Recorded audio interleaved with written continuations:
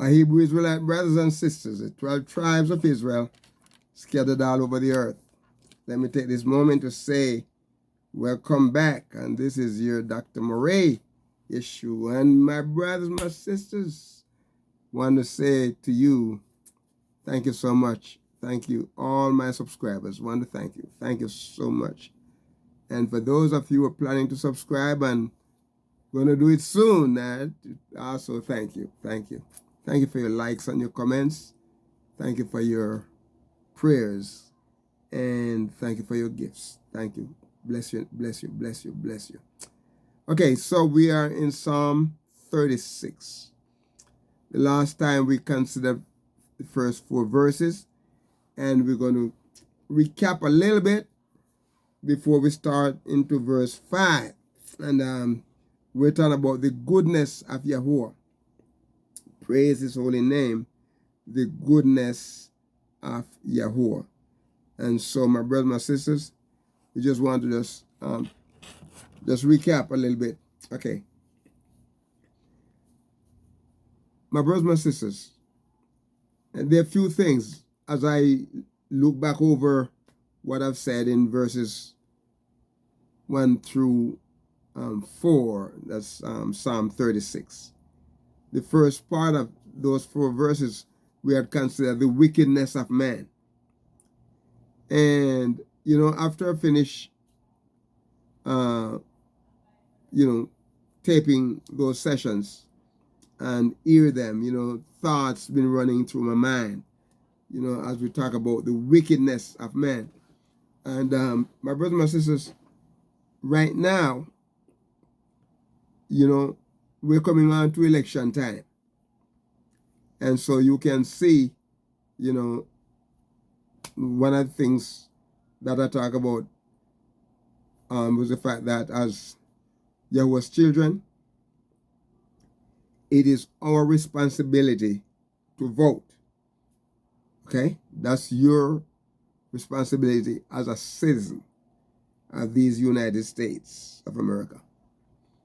But do not allow yourself to get caught up in the drama. Okay? Because what's going on basically is worldly, not conducive to our life with Yahuwah. So be careful you don't get caught up, in these, politics and, ruin yourself and ruin your soul, ruin your life, ruin your family's life. It's not worth it, my brothers, my sisters. But my brothers, my sisters, my Hebrew Israelite brothers and sisters, alienation from Yahuwah is a dangerous thing. It's dangerous. It's dangerous. As we look in Psalm 36 and the first 4 verses, especially verses 1 and 2, it said, the transgression of the wicked saith within my heart. Literally, my brothers and my sisters, the rendering here, as we see in the Hebrew text, is an utterance of sin to the wicked within my heart. No wonder the writer said the heart is deceitful above all things and desperately wicked. And he asked the question, who can know it? Who can know it? So, this is an utterance. Sin here is personified as an evil counselor. It is a prompter and is sitting in the heart of the wicked to suggest evil thoughts, my brothers and my sisters. Sin in the wicked man's heart is his oracle. His conscience is on the wrong side. Therefore, my brothers and my sisters, this is what he said. There is no fear. There is no fear. This person has no fear. You know, this is not a suggestion of sin, just, mentioned. But it's an explanation, my brothers and my sisters. It's an explanation of the condition into which the wicked man has sunk. He has sunk deep to the point where, my brothers and my sisters, there's no holiness in it. The impiety, and irreverence. All of this have corrupted his nature. It corrupted his nature, my brothers and my sisters.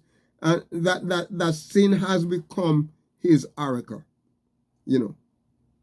Sin has become his oracle. The transgression of the wicked is safe.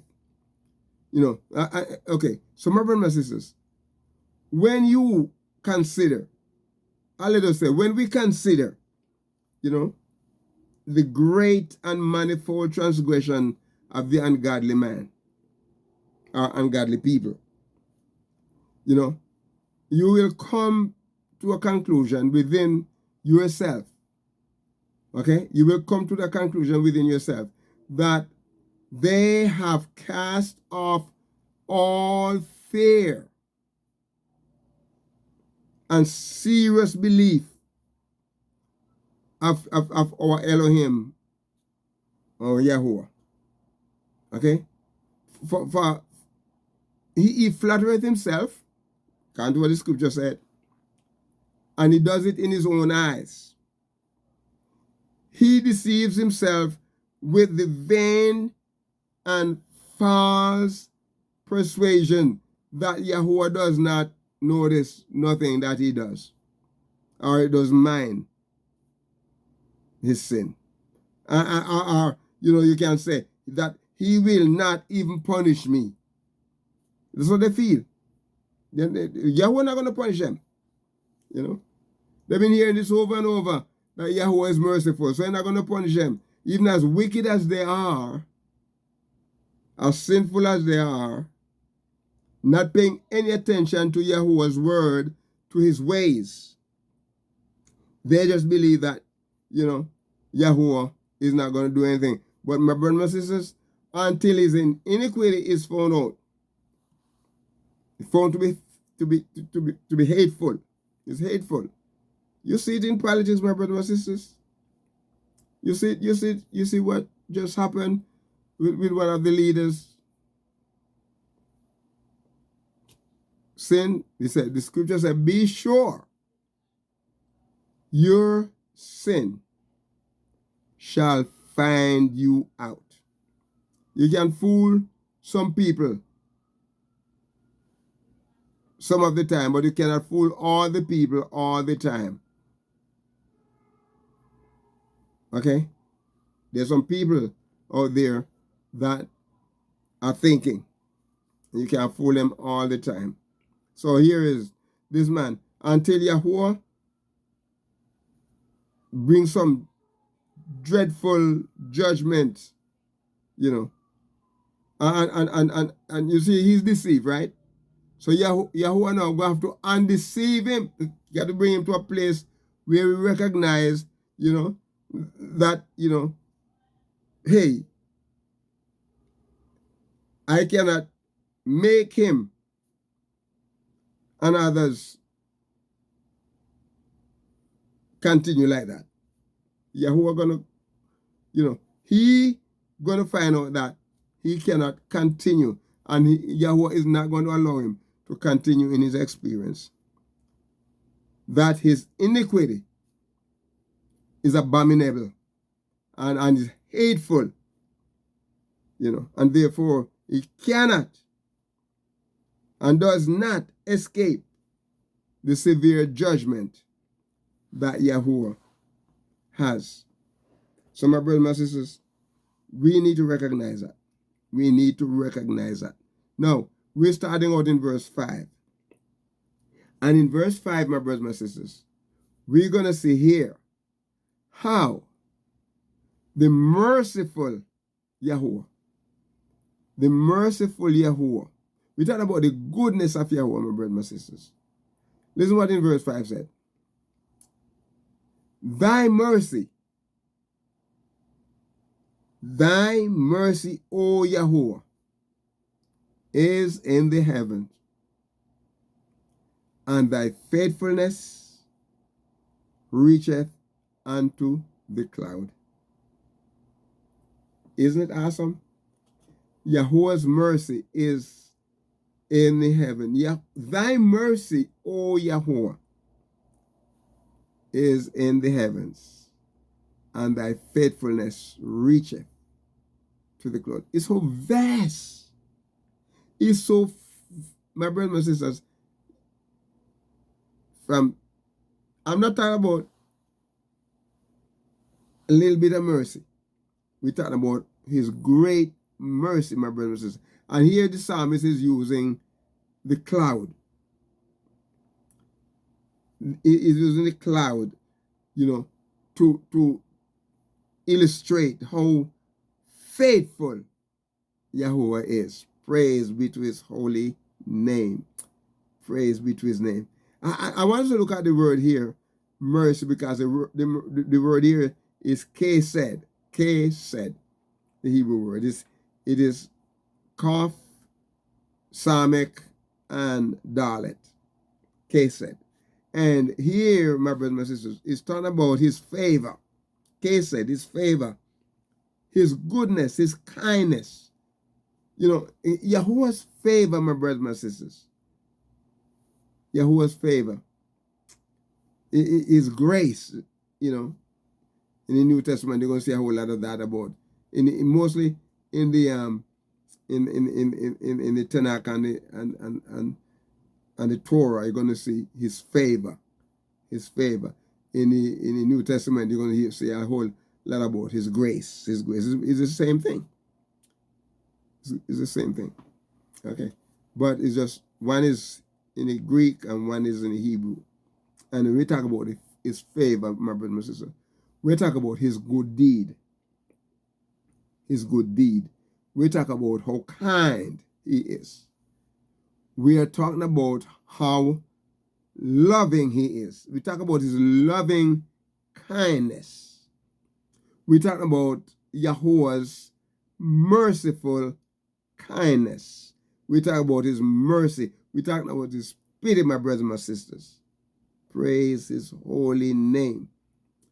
And Kay said here, when we talk about his kindness, by implication, there's kindness towards Yahuwah, pity, and it's reproof. We talk about,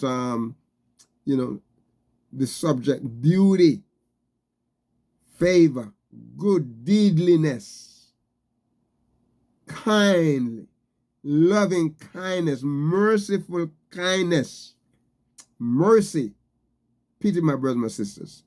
Praise his holy name. That's what he said here, that Yahuwah's mercy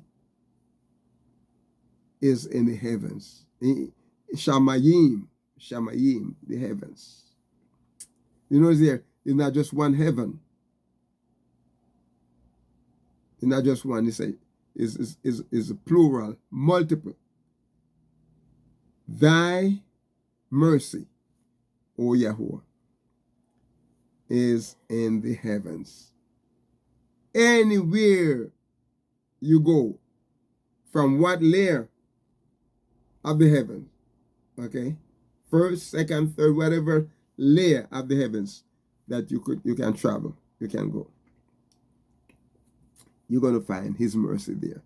His mercy never ceases. His mercy never ends. From everlasting to everlasting. Anywhere you go, my brothers and my sisters, you're going to find his mercy. His mercy in the heavens, in the Shamayim, the heaven, in the sky. Praise his holy name. The word here, Shamayim, is the Hebrew word, and is spelled Shin, Mem, Yod, and Mem, Shamayim. And what is saying here, my brothers and my sisters, is that, like we talk about the air, we talk about astrology, we talk about heaven, but, the dual usage of the singular Shamahe, or Shamay, from, and use root, meaning, to be lofty, the sky as a loft, the dual perhaps alluding to the visible arch, in which the clouds moves. You see that section where the clouds move. If you're in the plane, my brothers and my sisters, traveling, sometimes the plane is above some of the cloud, right? And when you look down, you can see this cloud just move. The plane is moving rapidly, fast, but you can also see the cloud, or that it is just moving. So as well as, in the higher ether, when we talk about like the celestial bodies, that revolve, the different planets, they're revolving, they're moving around. They're not just in one place sitting down, and so we talk about, the heavens, the different layer, the different ether of the heavens. Praise his holy name. And I want you to notice here, he said, thy mercy, O Yahuwah. Thy mercy, O Yahuwah. It said, is in the heavens. And listen what he said. And thy faithfulness reacheth unto the clouds. So the word faithful here, my brothers, my sisters, is another word, another Hebrew word, that you say, emuna, and it is Aleph, Mem, Vav, and Nun, and Hey. And so what he's talking about here is talking about, the firmness, the firmness, his faithfulness, his firm, my brother, my sister, his steadfastness, his fidelity. And faithfulness set office, my brother, my sister. He's faithful. He's stable. Over Yahuwah is stable. He's steady. There's no unbalance in him. Whatever you see about Yahuwah today is the same you're going to see tomorrow. His mercy never changes. It's steady, my brother. It's truly, true. Everything about Yahuwah is truth. Everything truly, like in the scripture you say, like Yahushua was talking and said, truly, sometimes the word said verily means truly, right? It's truth. It's verity. Verily I say unto you, truth. And my brother, my sister, what he's saying here is that literally Yahuwah is firm. He talk about his firmness. In other words, he's secure. We talk about his security. We talk about his moral fidelity, my brother, my sister. His faithfulness. Sometimes you find people and you could say he's a faithful man. He's a faithful woman, But what we want to say, what we're trying to say here, that this person is steady. He is steady. And his truth, everything about him is truth. Faithful, truth, my brothers, my sisters. And in other words, he is established, He's trustworthy, he's trusty, and praise his holy name. Praise his name. He's trustworthy, my brothers, my sisters. Abstractly, is trustworthiness. truthful. You know, you're not going to find any fault in Yahuwah. You're going to find it in us, but not in Yahuwah. He's sinless, and when he speaks, my brothers and my sisters, his word is firm. Whatever he says, his word is firm. Praise his holy name. This is what he said. He said that his faithfulness reaches into the cloud. He just asked all my brothers and sisters, the dust, the cloud, you know, his faithfulness reaches in the cloud. The word cloud here, Shin, is the word shakag. Shakag. What is saying here is that this word here, my brothers and sisters, shakag is shin, shin, ket, and kaf. Shakag. And this word here, my brother and my sister, what it's trying to say here is you can look at small particles of dust. You can look at larger, you know, the heaven, the sky, you know. You can look at it by analogy, a thin vapor. Okay? By extension, the firmament. Okay? That's what it is. The cloud. You know, the heavens, the sky. You know, praise his holy name. We're going to stop here and come back to verse 6. Remember, we are in Psalm 36, and we're talking about the goodness of Yahuwah. Praise his holy name.